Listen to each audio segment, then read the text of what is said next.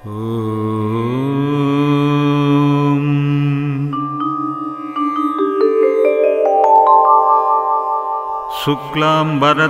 विष्णुं शशिवर्णं चतुर्भुजं प्रसन्नवदनं ध्यायेत् सर्वविघ्नोपशान्तये। यस्य द्विरदवक्त्राद्यः पारिषद्यः परस्यतं विघ्नं निघन्ति सततं वीक्षक्स्वेनं तमाश्रये। व्यासं वसिष्ठनप्तारं सिक्तेः पौत्रमकल्मषम् पराशरात्मजं वन्दे सुकतातं तपोनिधिं। व्यासाय विष्णुरूपाय व्यासरूपाय विष्णवे नमो वै ब्रह्मनिधये वासिष्ठाय नमो नमः। अविकाराय शुद्धाय नित्याय परमात्मने सदैकरूपरूपाय विष्णवे सर्वजिष्णवे। यस्य स्मरणमात्रेण जन्मसंसारबन्धनात् विमुच्यते नमस्तस्मै विष्णवे प्रभविष्णवे। ॐ नमो विष्णवे प्रभविष्णवे। श्रीवैशम्पायन उवाच श्रुत्वा धर्मानशेषेण पावनानि च सर्वशः युधिष्ठिरः शान्तनवं पुनरेवाभ्याभाषत। युधिष्ठिर उवाच किमेकं दैवतं लोके किं वाप्येकं परायणं स्तुवन्तः कं कमर्चनः प्राप्नुयुः मानवाः शुभम्। को धर्मः सर्वधर्माणां भवतः परमो मतः किं जपन्मुच्यते जन्तुः जन्म संसारबन्धनात्। श्रीभीष्म उवाच जगत्प्रभुं देवदेवम् अनन्तं पुरुषोत्तमं स्तुवन्नाम सहस्रेण पुरुषः सततोत्थितः। तमेवोच्चारयन्नित्यं भक्त्या पुरुषमव्ययम् ध्यायन् स्तुवन् नमस्त्यं च याजमान्यः तमेव च। अनादिनिधनं विष्णुं सर्वलोकमहेश्वरम् लोकाध्यक्षं स्तुवन्नित्यं सर्वदुःखादिगो भवेत्। ब्रह्मण्यं सर्वधर्मज्ञं लोकानां कीर्तिवर्धनम् लोकनाथं महाद्भूतं सर्वभूतभवोद्भवम्। येष मे सर्वधर्माणां धर्मोऽधिकतमो मतः यद्भक्त्या पुण्डरीकाक्षं स्तवैरर्चेन्नरः सदा। परमं यो महातेजः परमं यो महत्तपः परमं यो महद्ब्रह्मा परमं यः परायणम्। पवित्राणां पवित्रं यो मङ्गलानां च मङ्गलम् दैवतं देवतानां च भूतानां यो व्ययः पिता। यतः सर्वाणि भूतानि भवन्त्यादियुगागमे यस्मिन् च प्रलयं यान्ति पुनरेव युगक्षये। तस्य लोकप्रधानस्य जगन्नाथस्य भूपते विष्णोर्नाम सहस्रं मे शृणु पापभयापहम्। यानि नामानि गौणानि विख्यातानि महात्मनः ऋषिभिः परिगीतानि तानि वक्ष्यामि भूतये। विष्णोर्नाम सहस्रस्य वेदव्यासो महामुनिः छन्दोनुष्टुप् तथा देवो भगवान् देवकीसुतः। अमृतांशूद्भवो बीजं शक्तिर्देवकीनन्दनः त्रिशामा हृदयं तस्य शान्तर्ध्ये विनियुज्यते। विष्णुं जिष्णुं महाविष्णुं प्रभविष्णुं महेश्वरम् अनेकरूपदैत्यान्तं नमामि पुरुषोत्तमम्। अस्य श्रीविष्णोर्दिव्यसहस्रनामस्तोत्रमहामन्त्रस्य श्रीवेदव्यासो भगवान् ऋषिः अनुष्टुप्छन्दः। श्रीमहाविष्णुः परमात्मा श्रीमन्नारायणो देवता अमृतांशोद्भवो भानुरिति बीजम् देवकीनन्दनस्पृष्टेति शक्तिः उद्भवः शोभनो देव इति परमो मन्त्रः शङ्खभृन्नन्दकी चक्रीति कीलकम् चारङ्गधन्वा गदाधर इत्यस्त्रम् रथाङ्गपाणिरक्षोभ्य इति नेत्रम् त्रिसामा सामगः सामेति कवचम् आनन्दं परब्रह्मेति योनिः ऋतुः सुदर्शनकाल इति दिग्बन्धः श्रीविश्वरूप इति ध्यानम् श्रीमहाविष्णुप्रीत्यर्थे सहस्रनामस्तोत्रजपे विनियोगः ध्यानम् क्षीरोदन्मत्प्रदेशे शुचिमणिविलसत्सैकते मौक्तिकानां मालाक्लुप्तासनस्तः स्फटिकमणिनिभैः मौक्तिकैः मण्डिताङ्गः शुभ्रैरभ्रैरदभ्रैरुपरि विरचितैः मुक्तिपीयूषवर्षैः आनन्दीह्नः पुनीयात् अरिनलिनगदा शङ्खपाणिः मुकुन्दः भूःपादौ यस्य नाभिः वियदसुरनिलः चन्द्रसूर्यौ च नेत्रे कर्णावाशाशिरोज्यौ मुखमपि दहनो यस्य वासोऽयमब्धिः अन्तस्तं यस्य विश्वं सुरनरकगगो भोगि गन्धर्वदैत्यैः चित्रं रम्यते तं त्रिभुवनवपुषं विष्णुमीशं नमामि। ॐ नमो भगवते वासुदेवाय। शान्ताकारं भुजगशयनं पद्मनाभं सुरेशं विश्वाकारं गगनसदृशं मेघवर्णं शुभाङ्गं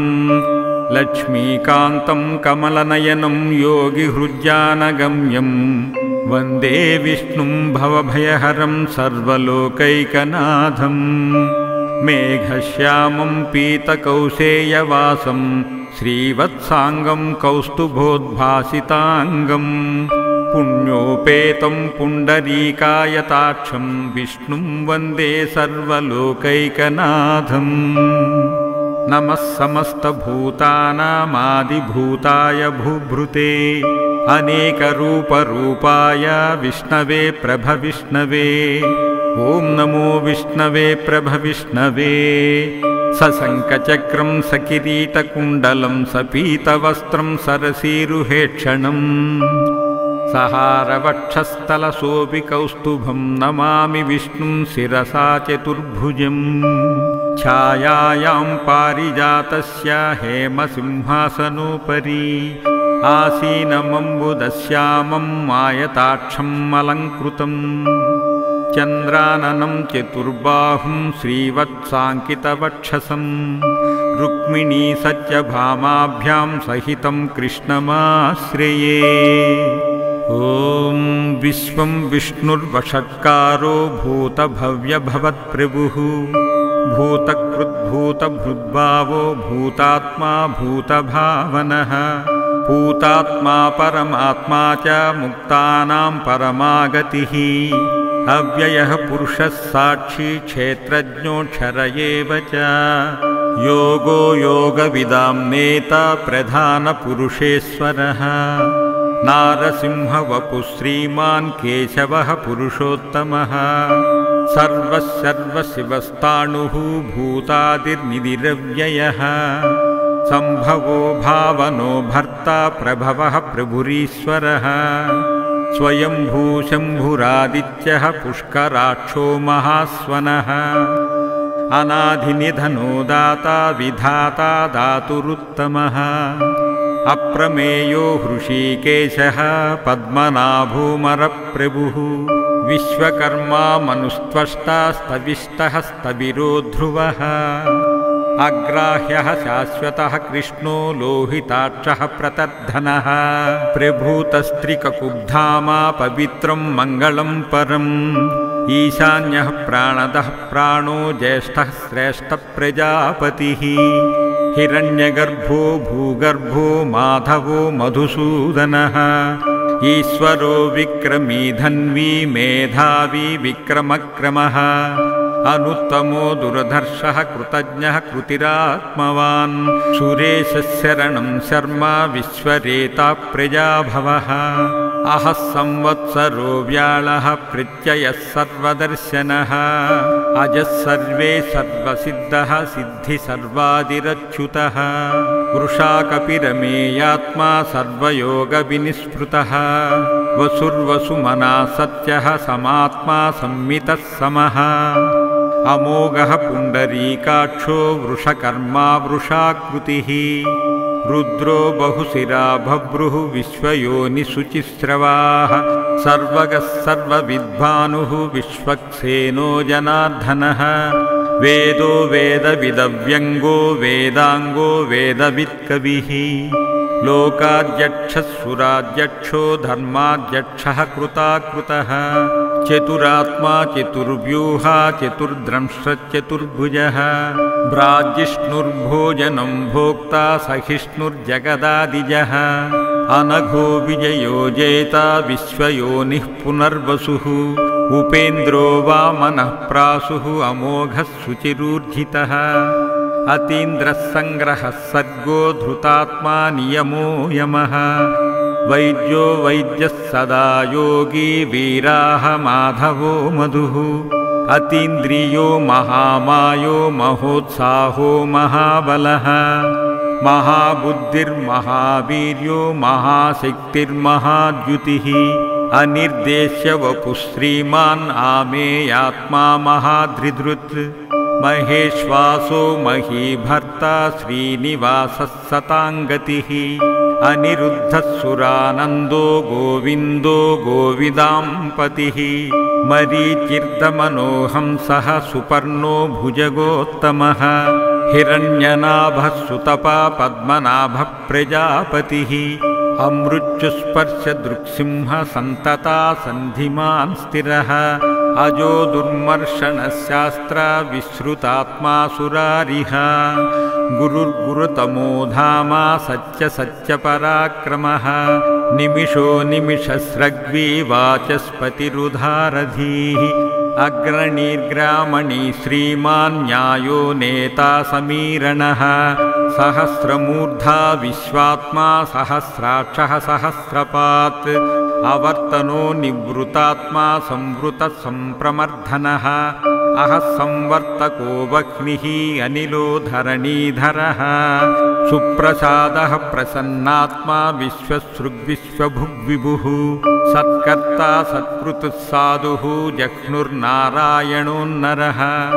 असंख्ययो प्रमेयात्मा विशिष्टश्चिष्टकृच्छुचिः सिद्धार्थसिद्धसङ्कल्पा सिद्धिदत्सिद्धिसाधनः वृषा हि वृषभो विष्णुः वृषपर्वा वृषोधरः वर्धनो वर्धमानश्च विभक्तश्रुतिसागरः सुभुजो दुर्धरो वाग्मी महेन्द्रो वसुदो वसुः नैकरूपो बृहद्रूपः सिपिविष्टः प्रकाशनः ओजस्तेजो द्युतिधरः प्रकाशात्मा प्रतापनः बुद्धः सृष्टाक्षरो मन्त्रः चन्द्रांशुर्भास्करद्युतिः अमृतांशुद्भवो भानुः शिशुबिन्दुः सुरेश्वरः औषधं जगतः सेतुः सत्यधर्मपराक्रमः भूतभव्यभवन्नादः पवनः पावनो नलः कामः कामकृत्कान्तः कामकामप्रदप्रभुः युगादिकृद्युगावर्तो नैकमायो महाशनः अदृश्यो व्यक्तरूपश्च सहस्रजिदनन्तजित् इष्टो वसिष्ठशिष्टेष्ट शिखण्डी नहशो वृषः क्रोधहो क्रोधकृत्कर्ता विश्वबाहुर्महीधरः अच्युतः प्रदितः प्राणः प्राणदो वासवानुजः अम्पानिधिरधिष्ठानाम् अप्रमत्तः प्रतिष्ठितः स्कन्दः स्कन्दधरो दुर्यो वरदो वायुवाहनः वासुदेवो बृहद्भानुः आदिदेवः पुनर्धरः अशोकस्तारणस्तारः शूरः सौरिर्जनेश्वरः अनुकूलस्य तावर्तः पद्मी पद्मनिभेक्षणः पद्मनाभो रविन्दाक्षः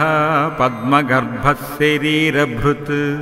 महद्विबुद्धो वृद्धात्मा महाक्षो गरुडध्वजः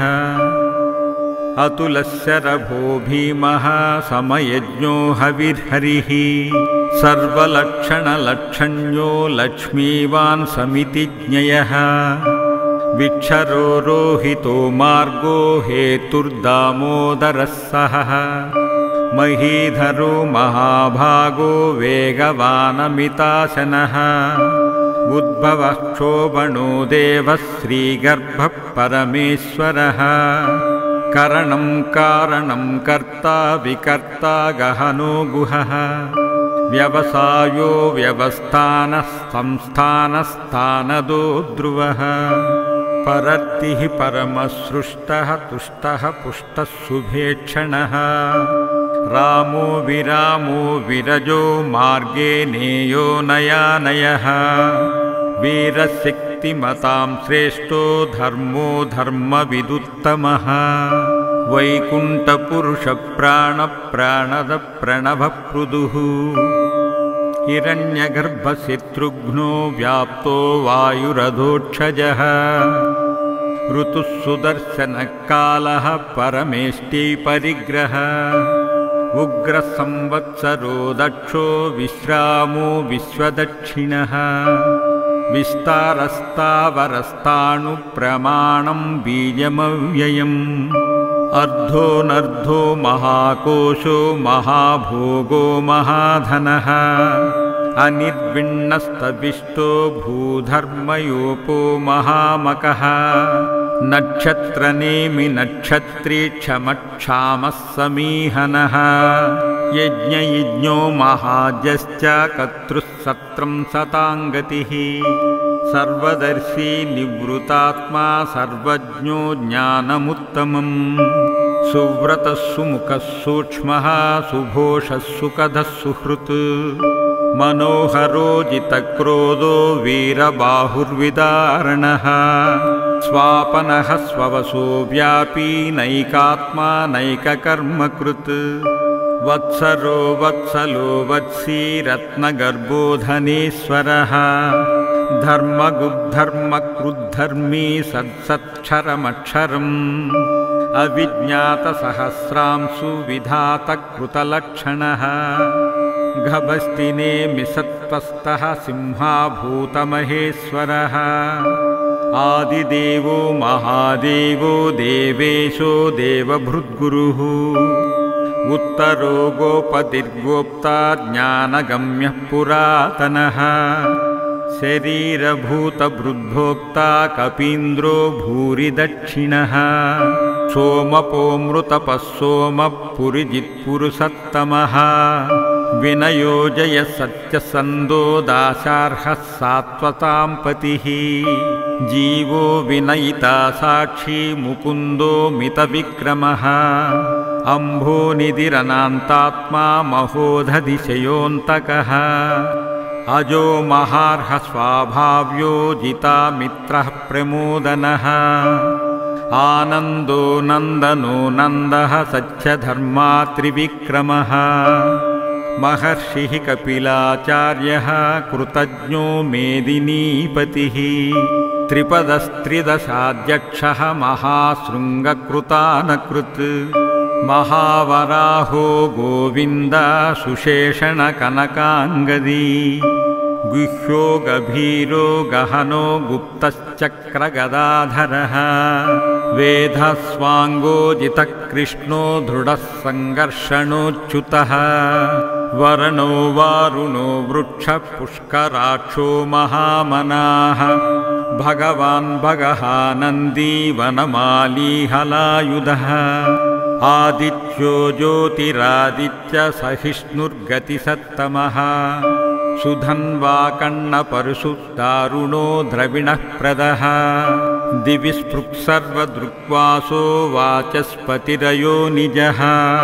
त्रिसामासामगः सामा निर्वाणं भेषजं भिषक्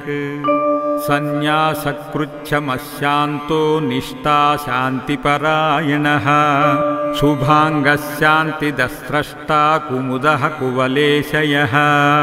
गोहितो गोपितर्गोप्ता वृषभाक्षो वृषप्रियः अनिवर्ती निवृतात्मा संक्षेप्ता क्षेमकृच्छिवः श्रीवत्सवक्षा श्रीनिवासा श्रीपतिः श्रीमताम्बरः श्रीदश्रीश श्रीनिवास श्रीनिधिः श्रीविभावनः श्रीधर श्रीकर श्रेया श्रीमान् लोकत्रयाश्रयः स्वक्षस्वङ्गशतानन्दो नन्दिर्ज्योतिर्गणेश्वरः विजितात्मा विधेयात्मा सत्कीर्तिश्चिन्नसंशयः उदीर्णः सर्वतश्चक्षु अनीशः शाश्वतस्थिरः भूषयो भूषणो भूति विशोकः शोकनाशनः अर्चिष्मानर्चितकुम्भो विशुद्धात्मा विशोधनः अनिरुद्धो प्रीतिरथः प्रद्युम्नो मितविक्रमः कालनेमिनिहा वीरः सौरिशूरः शूरजनेश्वरः त्रिलोकात्मा त्रिलोकेश केशवः केशः हरिः कामदेवः कामपालः कामी कान्तकृतागमः अनिर्देश्य वपुर्विष्णुर्वीरोऽनन्तो धनञ्जयः ब्रह्मण्यो ब्रह्मकृत् ब्रह्मा ब्रह्म ब्रह्मविवर्धनः ब्रह्मविद्ब्रह्माणि ब्रह्म ब्रह्मज्ञ ब्राह्मणप्रियः महाक्रमो महाकर्मा महातेजा महोरगः महाक्रतुर्महायज्वा महायज्ञो महाहविः स्तव्यस्तव प्रियस्तोत्रं स्तुतश्चोतारणप्रियः पूर्णः पूरयिता पुण्यः पुण्यकीर्तिरनामयः मनोजवस्तीर्थकरो वसुरेता वसुप्रदः वसुप्रदो वासुदेवो वसुर्वसुमनाहविः सद्गतिः सत्कृतिः सत्ता सद्भूति सत्परायणः शूरसेनो यदुश्रेष्ठः सन्निवासः सुयामुनः भूतावासो वासुदेवः सुरासुनिलयो नलः दर्पः दर्पदो दृप्तो दुर्धरो धापराजितः विश्वमूर्तिर्महामूर्ति दीप्तिमूर्तिरमूर्तिमान् अनेकमूर्तिरव्यक्तः शतमूर्तिशताननः एकोनैकः सवक किं यत्तत्पदमनुत्तमम् लोकबन्धुर्लोकनाथो माधवो भक्तवत्सलः सुवर्णवर्णो हेमाङ्गो वराङ्गश्चन्दनाङ्गदी वीरः विषमसूनो घृताशीरचलश्चलः अमानीमानदो मान्यो लोकस्वामी त्रिलोकधृत् सुमेधामेतजो धन्यः सत्यमेधाधराधरः तेजो वृषो द्युतिधरः सर्वशस्त्रभृताम्बरः प्रग्रहो निग्रहो व्यग्रो नैकशृङ्गो गदाग्रजः चतुर्मूर्तिश्चतुर्बाहुश्चतुर्व्यूहश्चतुर्गतिः चतुरात्मा चतुर्भावश्चतुर्वेदविदेकपात् समावर्तो निवृतात्मा दुर्जयो दुरतिक्रमः दुर्लभो दुर्गमो दुर्गो दुरावापो दुरारिः शुभाङ्गो लोकसारङ्गः सुतन्तुस्तन्तुवर्धनः इन्द्रकर्मा महाकर्मा कृतकर्मा कृतागमः उद्भवः सुन्दरः सुन्दो रत्ननाभः सुलोचनः अर्को वाजसनिःशृङ्गी जयन्तः सर्वविजयी सुवर्णबिन्दुरक्षोभ्यः सर्ववागीश्वरेश्वरः महाह्रदो महागर्तो महाभूतो महानिधिः कुमुदकुन्दरकुन्दपर्जन्यः पावनो निलः अमृताशो मृतवपुः सर्वज्ञ सर्वतोमुखः सुलभः सुव्रतसिद्धः शत्रुजिच्चित्रुतापनः न्यग्रोदोदुम्बरोऽश्वत्थश्चाणूरान्ध्रनिगाधनः सहस्रार्चि सप्तजिह्व सप्तैधा सप्तवाहनः अमूर्तिरनघोचिन्त्यो भयकृद्भयनाशनः अणुर्बृहत्कृशस्थूलो गुणभृन्निर्गुणो महान् अधृतस्प्रधृतस्वास्तप्राङ्वशो वंशवर्धनः भारभृत्कथितो योगी योगीशः सर्वकामदः आश्रमश्रमणः कामा सुपर्णो वायुवाहनः धनुर्धरो धनुर्वेदो दण्डो दमयिता दमः अपराजितः सर्वसहो नियन्ता नियमो यमः सत्यवान् सात्विक सत्यः सत्यधर्मपरायणः अभिप्रायप्रियारोह प्रियकृत्प्रीतिवर्धनः विहाय सगतिर्ज्योति सुरुचिर्हुतभुग्विभुः रविर्विरोचनः सूर्यः सविता रविलोचनः अनन्तो हुतभुग्भोक्ता सुखदो नैकदोऽग्रजः अनिर्विण्णः सदामर्षि लोकाधिष्ठानमद्भुतः सनात्पनातनतमः कपिलः कपिरव्ययः स्वस्तिदस्वस्तिकृत् स्वस्ति स्वस्तिभुक् स्वस्ति दक्षिणः अरौद्रः कुण्डलीचक्री विक्रमूर्जितशासनः शब्दातिगशब्दसः शिशिरः शर्वरीकरः अक्रूरः पेशलो दक्षो दक्षिणः क्षिमिणाम्बरः विद्वत्तमो वीतभयः पुण्यश्रवणकीर्तनः उत्तरणो दुष्कृतिः पुण्यो दुःस्वप्ननाशनः वीराहारक्षणस्तन्तो जीवनः पर्यवस्थितः अनन्तरूपोऽनन्तश्रीजितमन्युर्भयापः चतुरश्रो गभीरात्मा विदिशो व्याधिशो दिशः अनाधिर्भूर्भुवो लक्ष्मीः सुवरो रुचिराङ्गदः जननो जनजन्मादि भीमो भीमपराक्रमः आधारनिलयो धाता पुष्पहासः प्रजागरः ऊर्ध्वगसत्पदाचारः प्राणदः प्रणवप्रणः प्रमाणं प्राणनिलयः प्राणधृत् प्राणजीवनः तत्त्वं तत्त्वविदेकात्मा जन्म मृत्युजरातिगः भूर्भुवस्वस्तुरस्तारः सविता प्रपितामहाः यज्ञो यज्ञपतिर्यज्ञा यज्ञाङ्गो यज्ञवाहनः यज्ञभृत् यज्ञकृत् यज्ञी यज्ञभुक् यज्ञसाधनः यज्ञान्तकृत् यज्ञगुह्यम् अन्नमन्नादयेव च आत्मयोनि स्वयं जातो वैखानः सामगायनः देवकीनन्दनः स्रष्टा क्षितीशः पापनाशनः शङ्खभृत्नन्दकी चक्री सारङ्गधन्वगदाधरः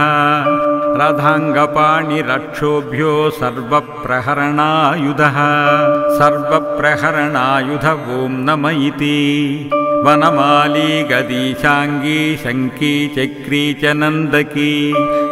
श्रीमन्नारायणो विष्णुः वासुदेवोऽभिरक्षतु वनमाली गदीशाङ्गी शङ्की चक्री च नन्दकी श्रीमन्नारायणो विष्णुः वासुदेवोऽभिरक्षतु वनमाली गदीशाङ्गी शङ्खी चक्री च नन्दकी श्रीमन्नारायणो विष्णुः वासुदेवोऽभिरक्षतु इतीदं कीर्तिनीयस्य केशवस्य महात्मनः नामं सहस्रदिव्यानाम् अशेषेण प्रकीर्तितं य इदं शृणुयात् नित्यं यश्चापि परिकीर्तयेत् नाशुभं प्राप्नुयात् किञ्चित् सोमुत्रेह च मानवः वेदाङ्गो ब्राह्मणः सात् क्षत्रियो विजयी भवेत्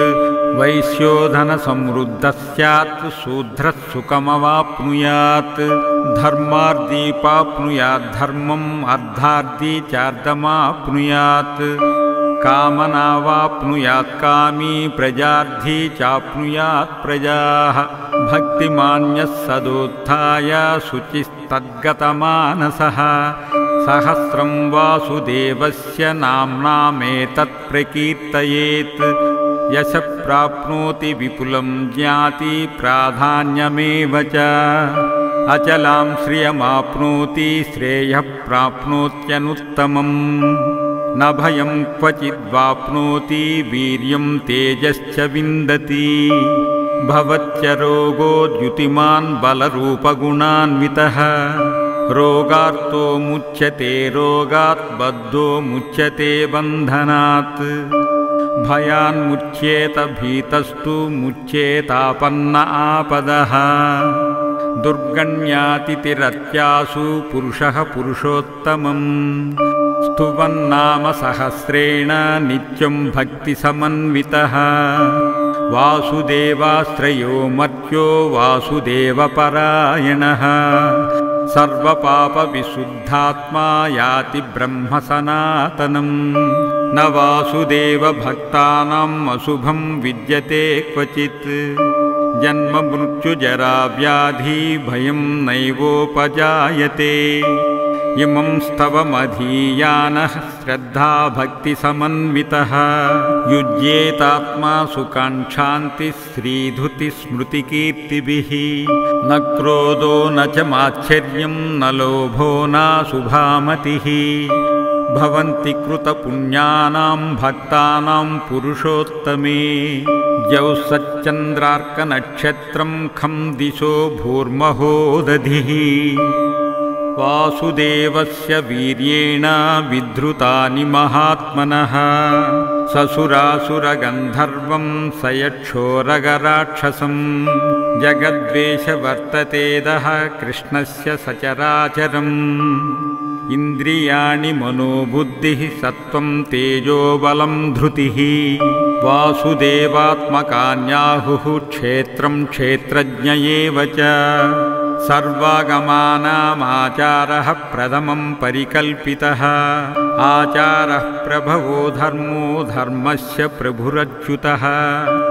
ऋषयः पितरो देवाः महाभूतानि दातवः जङ्गमाजङ्गमं चेदं जगन्नारायणोद्भवम् योगो ज्ञानं तदा साङ्ख्या विद्या शिल्पादिकर्म च वेदशास्त्राणि विज्ञानम् एतत् सर्वं जनार्दनात् एको विष्णुर्महाद्भूतं पृथग्भूतान्यनेकशः त्रीन् लोकान् व्यापभूतात्मा भुङ्गे विश्वभुगव्ययः इमं स्तवं भगवतो विष्णोर्व्यासेन कीर्तितम् पठेद्य इच्छते पुरुषः श्रेयः प्राप्तुं सुखानि च विश्वेश्वरमजं देवं जगतः प्रभुमव्ययम् भजन्ति ये पुष्कराक्षं न ते यान्ति पराभवम् न ते यान्ति पराभवम् ॐ नम इति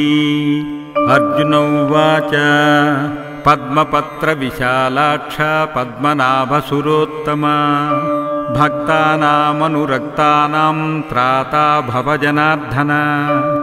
श्रीभगवानुवाच यो मां नाम सहस्रेण स्तोतुमिच्छति पाण्डव सोऽहमेकेन श्लोकेन स्तुत एव न संशयः स्तुत एव न संशयम् ॐ नम इति व्यास उवाच वासनात् वासुदेवस्य वासितं ते जगत्त्रयम् सर्वभूतनिवासोऽसि वासुदेव नमोऽस्तु ते